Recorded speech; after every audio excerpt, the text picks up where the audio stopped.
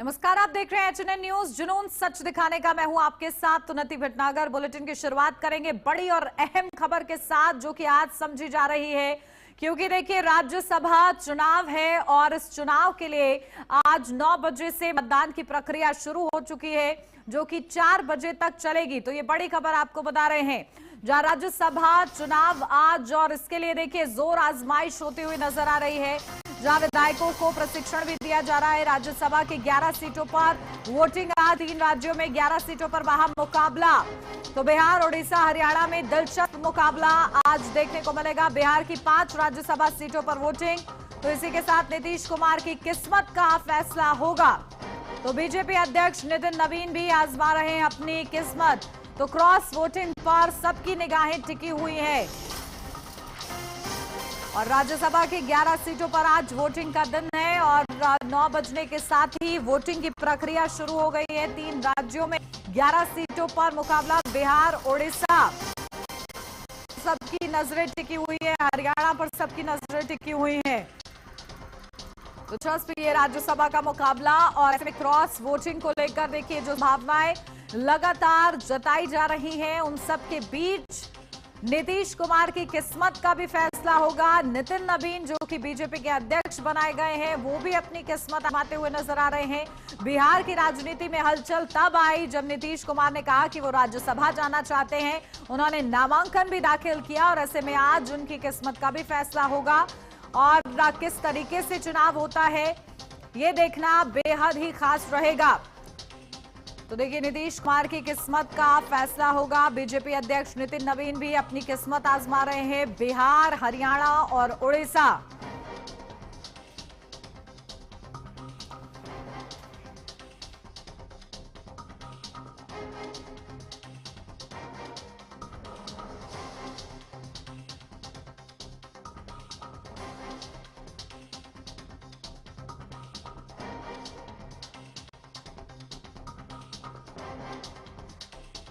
देखिए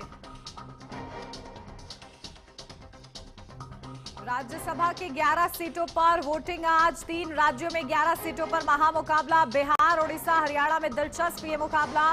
बिहार की 5 राज्यसभा सीटों पर वोटिंग, तो नीतीश कुमार की किस्मत पर फैसला। बीजेपी अध्यक्ष नितिन नवीन भी अपनी किस्मत क्योंकि आजमा रहे हैं। क्रॉस वोटिंग पर सभी की निगाहें हैं। तो राज्यसभा चुनाव के लिए सोमवार सुबह यानी कि आज 9 बजे से वोटिंग शुरू हो गई है। शाम 4 बजे तक मतदान होगा।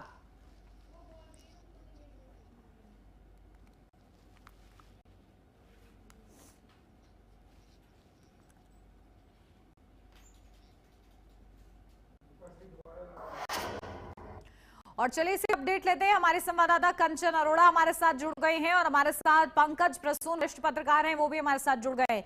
सबसे पहले कंचन आपसे अपडेट, क्योंकि ये चुनाव जो है शुरू हो चुकी है, क्या उसकी प्रक्रिया, क्योंकि 9 बजे का वक्त बताया गया था, कितना दिलचस्प ये मुकाबला?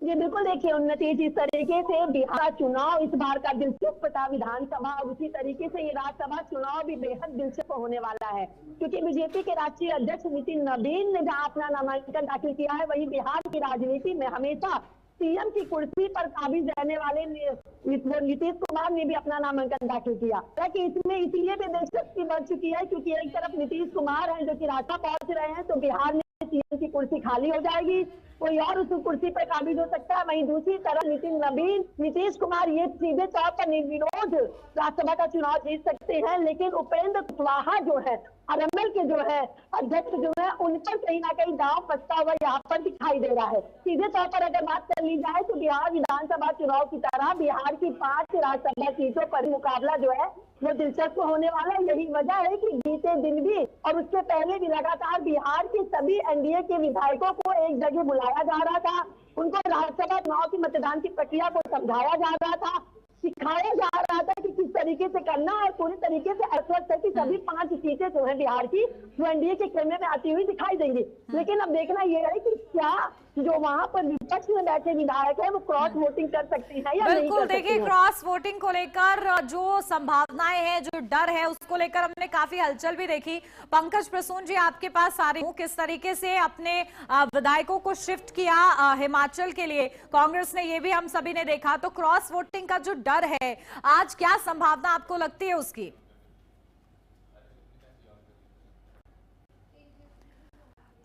पंकज प्रसून जी, आपकी ऑडियो म्यूट है, एक बार अनम्यूट कीजिए इसको पहले।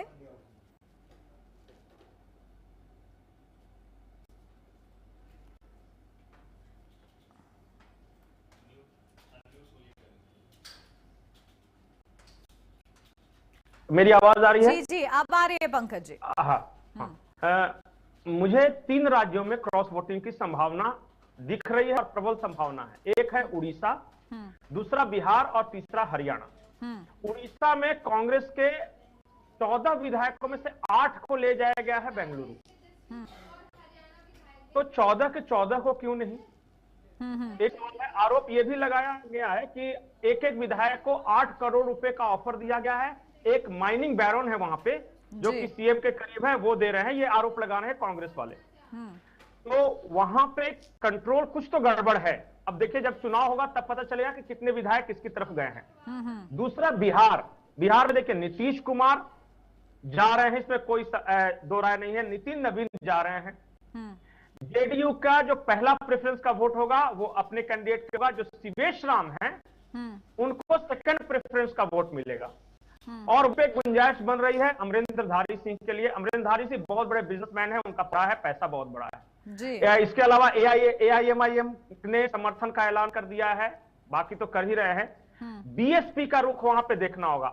बीएसपी के पास जो कहा जा रहा है कि 2 ऑप्शन है, या तो एब्सटेन कर जाएगी या फिर देगी एनडीए की तरफ। महागठबंधन के साथ बात नहीं बनी है उनकी। ऐसे में 42 वोट चाहिए। सेकंड प्रेफरेंस वाला वोट महत्वपूर्ण हो जाएगा उसमें। अगर जो दावा तो ये कह रहे हैं कि हमारे सभी 5 के 5 पहुंचेंगे, एनडीए वाले दावा कर रहे हैं, लेकिन अगर 4 पहुंचे, उधर से अमरिंदरधारी सिंह पहुंच गए पैसे की बदौलत, चूंकि मैंने पहले ही बताया उनका पॉकेट बड़ा है, तब बिहार में बहुत बड़ी न्यूज बनेगी। हरियाणा में तो हमेशा से आप जान ही रही हैं कि हरियाणा में क्रॉस वोटिंग की संभावना रहती है। तो ये 3 राज्यों पर नजर रहेगी, बाकी जगहों पे स्मूथ राइड है। पंकज प्रसून जी, हरियाणा में तो निर्दलीय की वजह से और ज्यादा मुकाबला जो है दिलचस्प हो गया है, तो क्या स्थिति वहां की, आंकड़े क्या कह रहे हैं?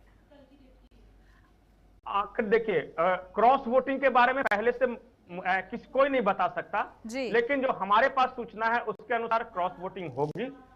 और क्रॉस वोटिंग के लिए दोनों तरफ से वो कोशिश जो कर रहे हैं निर्दलीय। अब देखिए, कांग्रेस में तो हर किसी को पता है ना कि कांग्रेस में वहां पे क्या क्या फैक्शन है, तो बताने की जरूरत है नहीं। जो हमारी सूचना है वो है कि एक हरियाणा कांग्रेस है और एक है दिल्ली वाली हरियाणा कांग्रेस। इनके बीच थोड़ी सी कुछ खबर है। अभी अगर बता दूंगा तो फिर वो मतलब उसका मजा नहीं रह जाएगा। एक बार चुनाव हो जाने दीजिए, संख्या अपने आप आ जाएगी, फिर आप कहेंगे इनके तो इतने ही वोट थे, इतने कैसे मिल गए, ऐसे कैसे हो गया, कौन है जिसने क्रॉस वोटिंग किया है। कुछ विधायक जरूर हैं जो इधर उधर वहां पाला बदलने की तैयारी में है। जो हमारे पास खबर है यही है। तो उड़ीसा, हरियाणा और बिहार, ये 3 राज्य जो they will be interesting to watch. बिल्कुल। और देखिए, सबकी निगाह इसी पर है कि 5 बजे जब काउंटिंग शुरू होगी तो क्या नतीजे सामने आते हैं। कंचन, आप पास आ रही हूँ क्योंकि देखिए इनेलो ने अपना स्टैंड क्लियर नहीं किया हरियाणा में, और बताया जा रहा है कि 12 बजे मीडिया से रूबरू होंगे। तो इसको लेकर क्या अपडेट, किस तरीके से वहां पर हलचल चल रही, कुछ उसकी अपडेट अब तक मिल पाई? जी बिल्कुल, देखिए जिस तरीके से वरिष्ठ पत्रकार पंकज जी ने भी बताया कि हरियाणा में 2 तरीके की कांग्रेस है, एक हरियाणा की कांग्रेस, एक दिल्ली हरियाणा कांग्रेस है। क्योंकि जब हरियाणा का विधानसभा चुनाव हुआ था तो उसमें से एक तरफा था कि हरियाणा में चुनाव जो है वो कांग्रेस, लेकिन कुमारी शैलजा का अगर जिक्र कर लिया जाए या फिर भूपेंद्र हुड्डा का जिक्र कर लिया जाए तो वहाँ पे ये दोनों चीजें जरूर देखने को साफ तौर पर मिली थी, और जिसके नतीजे भी साफ तौर पर सामने आते हुए दिखाई दिए थे।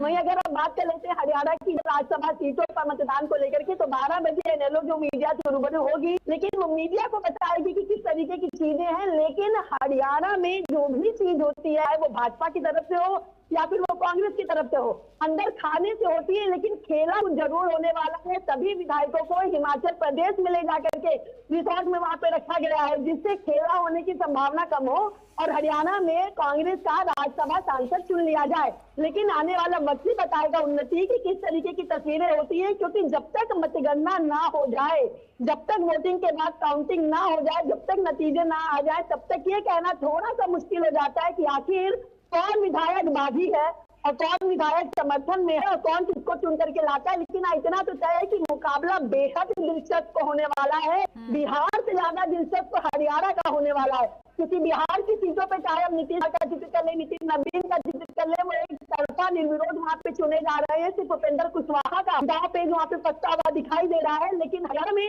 दोनों ही सीटों पे मुकाबला दिलचस्प होने वाला है, क्योंकि सत्ता में बीजेपी है तो वही मुख्य विपक्ष के रूप में कांग्रेस, और कांग्रेस भी कोई राजनीति में कम नहीं है। लगातार बिहार की माफी चाहूंगी हरियाणा की राजनीति में वो सत्ता में काबिज नहीं है, तो कोई भी मौका वो नहीं गंवाना चाहेगी कि उनके सांसद जो है, उनके जो मतलब उम्मीदवार है वो राज्यसभा में ना पहुंचे। तो थोड़ा सा इंतजार करना होगा और शाम 4 बजे के बाद तस्वीर स्पष्ट हो जाएगी कि आखिर 11 सीटों में से कितनी सीटें एनडीए के खेमे में और कितनी सीटें विपक्ष के पास जा रही है। बिल्कुल पंकज प्रसून जी, देखिए किस तरीके से देखा गया कि एनडीए शासन में राज्यसभा में भी उनको एक अच्छा अमाउंट, एक अच्छा बढ़त उनको रही हमेशा से ही, और ऐसे में इसीलिए जो लगातार बिल्स आते रहे वो हम लोगों ने देखा किस तरीके से पूरे सफाई के साथ वो पारित होते रहे। लेकिन आज जो ये चुनाव जिस तरीके से मुकाबला बना हुआ है, मजबूती की अगर बात करें तो किस तरीके से किसको भी फिलहाल नजर आ रही है, और क्या जो भी इसका परिणाम होगा उसका क्या असर रहेगा? देखिए, सबसे पहली बात कि हमेशा कांग्रेस को ही अपने विधायकों को ये होटल, रेस्टोरेंट, शिमला और हिमाचल क्यों ले जाना पड़ा? ये बीजेपी वाले क्यों नहीं कर पा रहे हैं और उनको जरूरत क्यों नहीं पड़ती इन बातों की? दूसरी बात, हरियाणा के बारे में इंटरेस्टिंग फैक्ट्स मुझे पता चला है कि 37 में से सिर्फ 31 विधायक शिमला पहुंचे हैं। वो 6 कौन है जो नहीं पहुंचे, उनके बारे में क्या खबर है? क्योंकि इसी तरह उड़ीसा में से 18 में से सिर्फ पता चला कि 9 विधायक गए ही नहीं, बेंगलुरु ले जा रहे थे। तो जो नहीं गए उनके बारे में भी कुछ चर्चा होनी चाहिए कि वो क्यों नहीं गए। कुछ तो बताना चाहिए ना कांग्रेस को कि तबीयत खराब है, अस्पताल में भर्ती हैं। इसी तरह झारखंड में एक राज्यसभा चुनाव हुआ था, ऐन वक्त पर कांग्रेस के एक जो विधायक थे वो अस्पताल में भर्ती हो गए, उस वजह से कांग्रेस की हार हो गई थी वहां पे। तो इस तरह के खेल होते रहते हैं। इसका मतलब ये होता है कि जो विधायक है उनको अपने नेतृत्व पे भरोसा नहीं। बीजेपी इसलिए नहीं टूटती क्योंकि उनको पता है कि ऊपर अमित शाह, मोदी है और हम जीत रहे हैं, तो जीतने वाला क्यों टूटेगा? कांग्रेस वालों को ये लगता है कि चलो वो तो राज्यसभा बन जाएगा, मुझे क्या हो, मेरा भविष्य क्या होगा। बिल्कुल। तो और देखिए आज प्रसून जी, इसी खेले से कौन बाजी मारता है ये देखना होगा। बहुत शुक्रिया आप दोनों का ये हमारे साथ जुड़ने के लिए। यार छोटे से ब्रेक के लिए जल्द हाजिर होते हैं।